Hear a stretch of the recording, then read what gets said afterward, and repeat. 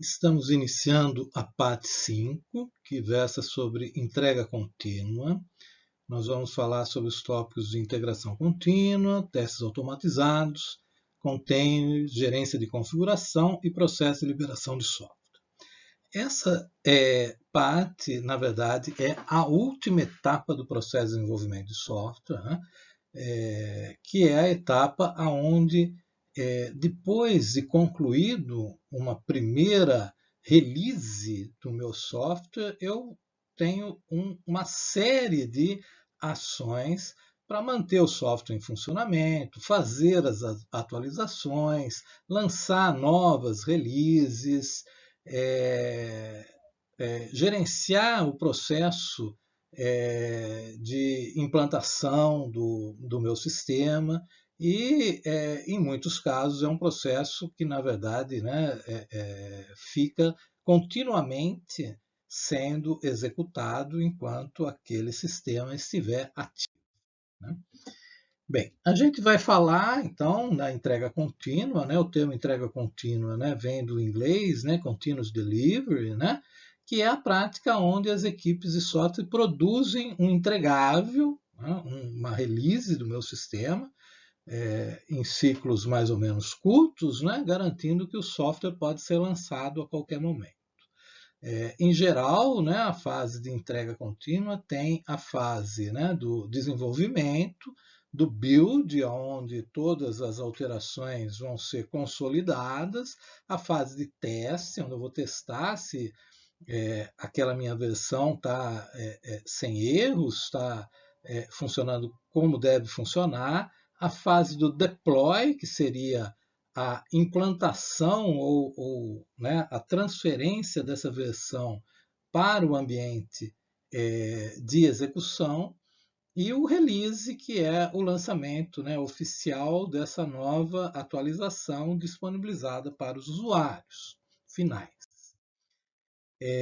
Nessa etapa, né, o conceito de integração contínua, que a gente falou um pouco anteriormente, né, está amplamente presente, né, no sentido de que todas as atualizações, né, uma vez passadas por todo esse processo, são disponibilizadas para os usuários finais. Então, eu tenho, né, o meu servidor, né, que vai aonde eu vou armazenar as cópias, né, ainda em homologação, em produção, para que elas possam, né, ser disponibilizadas para o usuário final. Então, depois de feito todo esse processo, né, é feito uma operação de check-in, onde é feita a atualização do repositório do código-fonte e os resultados são disponibilizados ao usuário final. Nesse contexto, né, uma área da engenharia de software que está muito presente é a gerência de configuração, que cuida exatamente, né, desse monitoramento das mudanças que a minha aplicação sofre ao longo do tempo, a gerência das versões, que são as várias versões que eu tenho, né, atualizações internas, né, do meu sistema, a gerência das releases, onde são as versões finais oficiais que vão ser disponibilizadas para o usuário cliente final. Então, eu tenho, né, o processo de versionamento dos componentes que eu estou utilizando, né, depois as versões do sistema que eu estou trabalhando, né, e finalmente as releases, né, que são as versões finais que vão estar disponibilizadas para o usuário. Nesse contexto, surge um elemento novo que tem sido bastante utilizado nos processos atuais de desenvolvimento de software, que são os containers. Todo mundo já deve ter ouvido falar aquela frase, né? Opa, mas isso aqui na minha máquina funciona, como é que na sua não funciona? Muitas vezes, né, versões de uma aplicação podem não estar funcionando ainda num determinado ambiente por conta de dependências, de pacotes, bibliotecas, configurações do sistema operacional. Então, todo esse ambiente que muitas vezes só existe nas máquinas dos desenvolvedores, ele precisa de alguma maneira ser replicado na máquina de um usuário que vai testar esse sistema, ou mesmo do cliente que ainda está acompanhando o processo de desenvolvimento. E aí surge a tecnologia de containers, que significa, na verdade, né, empacotar o código, as configurações e todas essas dependências num objeto único. Em alguns casos, esse objeto é chamado de imagem, né, do container, de maneira que ele possa ser executado qualquer que seja o ambiente, sistema operacional que o usuário esteja utilizando. Um aplicativo bastante utilizado para esse tipo de tarefa é o Docker, né, onde eu tenho um repositório, né, no meu servidor, onde eu exporto a imagem, né, da minha configuração. Isso implica também bancos de dados, DLLs, pacotes de software, biblioteca, onde o meu sistema está rodando, e um usuário cliente, um usuário, né, que vai testar aquele sistema, baixa essa imagem e consegue reproduzir toda essa configuração. Então, a tecnologia de containers veio somar muito nesse processo de testes, validação, ambientação do aplicativo que está sendo desenvolvido.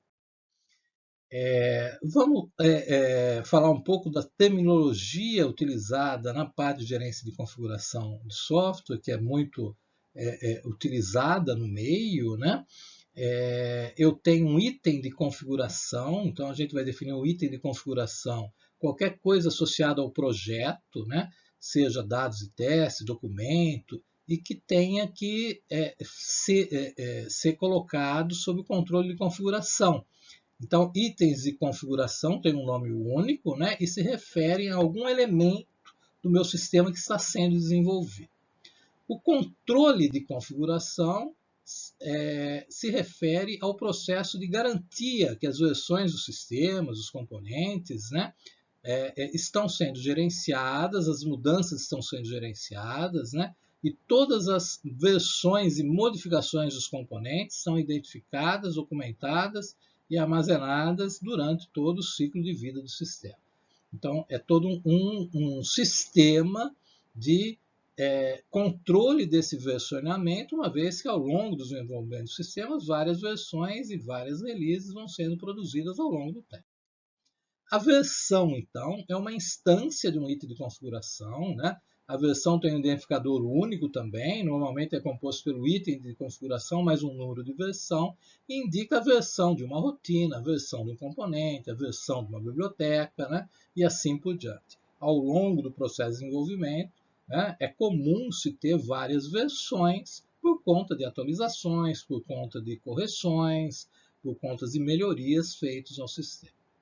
Baseline, né? O termo baseline indica uma coleções de versões de uma determinada aplicação, né, que são controladas, né, de maneira que é sempre possível recriar uma baseline a partir dos seus componentes. Então, a baseline é um ponto, né, uma linha base, né, aonde eu tenho meu sistema com determinados conjuntos, né, de versões e componentes, que está rodando sob sob determinada configuração, de maneira que se eu, por algum motivo, precisar retornar a uma dada baseline, eu tenho como recriar aquele conjunto, aquele conjunto de configurações da minha aplicação, né, referente àquela baseline.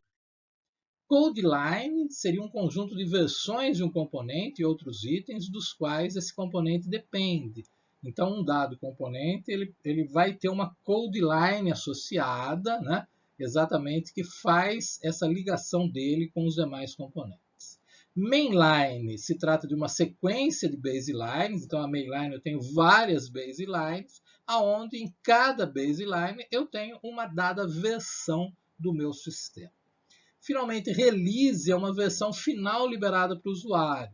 Não necessariamente cada versão vai produzir uma release, mas depois de um certo conjunto de versões, por alguma necessidade ou alguma oportunidade, uma nova release pode ser liberada para o cliente usuário final. Finalmente, espaço de trabalho é a área de trabalho privada, né, onde os desenvolvedores podem fazer as modificações sem alterar a aplicação final que está sendo rodada na ponta. Né? Normalmente, esse espaço de trabalho, né, é chamado de ambiente de produção, né, onde os testes são efetuados, né, onde, né, isso tudo é trabalhado sem prejuízo das demais atividades. Uma vez que aquela versão release foi liberada pela produção, ela passa para o ambiente de homologação, onde aí sim o usuário poderá testar, ainda não é a versão final, mas já é um ambiente onde ele pode se utilizar da aplicação a níveis de avaliação. Um branch, né, trata de uma criação de uma nova code line, de uma versão existente, onde eu crio um ramo daquela versão para tratar de uma correção específica, de uma característica específica. Tá? O termo merge se trata de uma nova versão onde eu vou juntar, fundir, consolidar versões diferentes, que estavam em code lines diferentes, para que ela fique uma única. E, finalmente, a construção do sistema significa a criação de uma versão do sistema executável através da compilação, a link edição das versões, componentes e bibliotecas que compõem o sistema. Então, para se fazer um bom gerenciamento do controle de versões, hoje se utilizam de softwares de controle de versão. O Git é um dos softwares mais utilizados para controle de versão. E eu tenho ainda as plataformas que se utilizam, né, desses softwares de controle de versão, onde a gente pode citar o GitLab, o GitHub, o Mercurial, onde eu posso armazenar as minhas várias versões do meu código-fonte, e ele mesmo se encarrega de manter esse gerenciamento através das diversas operações e funcionalidades que são fornecidas para que se possa fazer atualizações de versões, baixar a versão atual, fazer um merge de versões e coisas desse tipo. De maneira geral, né, um sistema de gerenciamento de versões, ele contém as diversas versões dos módulos devidamente identificadas, onde os diversos usuários, nas suas estações de trabalho, fazem uma operação de check-in, onde eles atualizam as mudanças que eles efetuaram local para a base do meu repositório, ou realizam operações de checkout, onde eles baixam as versões mais atuais que estão na base do repositório para suas estações de trabalho. Né? Então, a operação que a gente citou de branch, ela é uma operação que cria um novo ramo a partir de uma code line, e esse ramo ele pode também se desdobrar em vários outros ramos, e num momento onde se há necessidade de juntar esses ramos diferentes, é feita uma operação de merge, onde as alterações feitas, né, por programadores diferentes no mesmo módulo são consolidadas numa só, produzindo uma nova versão daquele sistema. Então, a plataforma de desenvolvimento, em geral, né, eu vou ter lá o meu espaço, minha plataforma, minhas ferramentas de desenvolvimento, onde eu tenho o espaço de trabalho individual do meu programador. Né? Ele vai fazer um checkout para poder baixar as versões atuais que estão lá no meu servidor, na minha baseline do meu sistema. A hora que ele terminar, ele faz uma operação de check-in, que atualiza aquelas alterações que ele fez localmente, e o meu sistema de controle de versões é que fica responsável por gerenciar essas operações, e quando for a hora de lançar uma nova release, a partir dessa baseline atual, da minha base, né, é disponibilizada essa versão, então, executável, né, com as alterações feitas pelos diversos programadores. Então, o processo de integração contínua dentro do gerenciamento de configurações, ele está inserido no sentido de que todas as operações de alteração, teste do sistema, refazer alguma correção na medida que o teste falha, são feitas pelo sistema de controle de versões, né? Aí, até o dado momento onde as alterações são consideradas, né, concluídas, né? E o sistema de gerenciamento de versões disponibiliza uma nova release daquele aplicativo. Isso é feito de forma transparente para o usuário, né? O usuário final ele muitas vezes nem percebe que houve alguma alteração substancial, né, no sistema, mas isso está sendo sempre feito, né, na retaguarda, né, e o sistema de controle de versões é que cuida dessa operacionalização. Finalmente, o processo de liberação de software, né, é o termo utilizado para o lançamento dessa nova versão, né? Então, cada vez que há uma nova modificação, correções, etc. e tal, esse processo ocorre no sentido de que depois de concluída todas essas etapas internas, né, essa nova release vai estar disponibilizada para o usuário final, que é a parte final desse ciclo, né, de liberação do software. Bom, chegamos aqui ao final da quinta etapa, né? Eu queria aproveitar para ressaltar a intensa ligação da área de engenharia de software com diversas outras áreas da informática, particularmente áreas que hoje são muito comentadas, né? São muito procuradas, né? Estão, né, nos assuntos, né, mais recorrentes, né, da área de informática, que é o Big Data, Machine Learning, a área de Business Intelligence, a área de IoT. Todas essas áreas têm uma profunda interseção com os conceitos de engenharia de software. Não dá para pensar em fazer um projeto de Business Intelligence sem aplicar os conceitos de engenharia de software, um projeto de Big Data também, né? Alguma aplicação que envolva Machine Learning, aprendizado de máquina, internet das coisas. Tudo isso passa pelo processo de desenvolvimento de software, que, por sua vez, necessita, né, e utiliza dos conceitos da engenharia de software. Além disso, todas as diversas áreas e carreiras da informática e da computação, né, desde o gerente de projeto, passando pelos diversos desenvolvedores, front-end, back-end, full stack, web designer, cientista de dados, engenheiro de dados, DBA, analista de teste, analista de infraestrutura, analista Scrum, analista de suporte, todos eles, em algum grau maior ou menor, vão ter que fazer uso das ferramentas de engenharia de software, exatamente porque a engenharia de software ela abrange todo o processo de desenvolvimento de software. Daí a sua importância, né, o seu grau de penetração, né, e a necessidade que se tem de cada vez mais, né, os profissionais de informática estarem atualizados com as principais técnicas e metodologias da engenharia de software. Tá? Chegamos ao final da quinta etapa dessa aula. Bem, chegamos ao final da nossa aula. Espero que vocês tenham aproveitado.